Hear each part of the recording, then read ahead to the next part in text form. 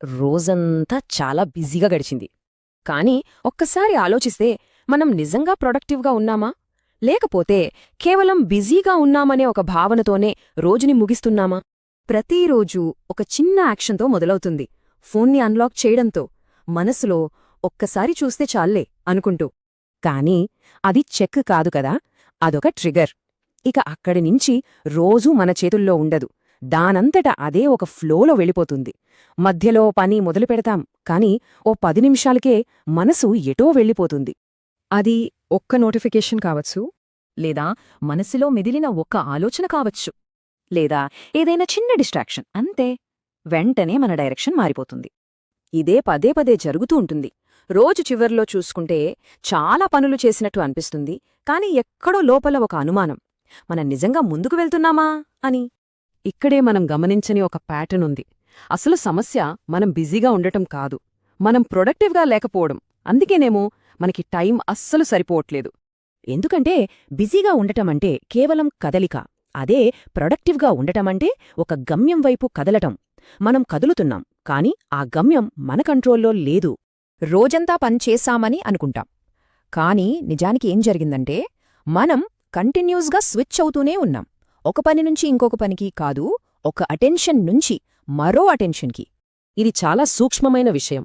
పైకి చూస్తే మనం పనిచేస్తున్నట్టే ఉంటుంది, కాని లోపల ఏదీ నిర్మించట్లేదు. ఇదే అలవాటు మనకు తెలియకుండానే మన డబ్బుకి సంబంధించిన ప్రవర్తన మీద కూడా ప్రభావం చూపిస్తుంది. ఎందుకంటే డబ్బు పెరగడానికి వేగం కాదు, స్పష్టత కావాలి. ఆ స్పష్టత లేకుండా మనం బిజీగా ఉంటే మనం తీసుకునే నిర్ణయాల్లో కూడా అదే గందరగోళం ఉంటుంది. అందుకే మనం వేగంగా స్పందిస్తాం, కాని చాలా నెమ్మదిగా ఎదుగుతాం. ఇక్కడ ఇంకో ఇబ్బందికరమైన నిజం ఉంది. మనం పని చేయడానికి కూర్చునే ముందే అప్పటికే అలసిపోయుంటాం.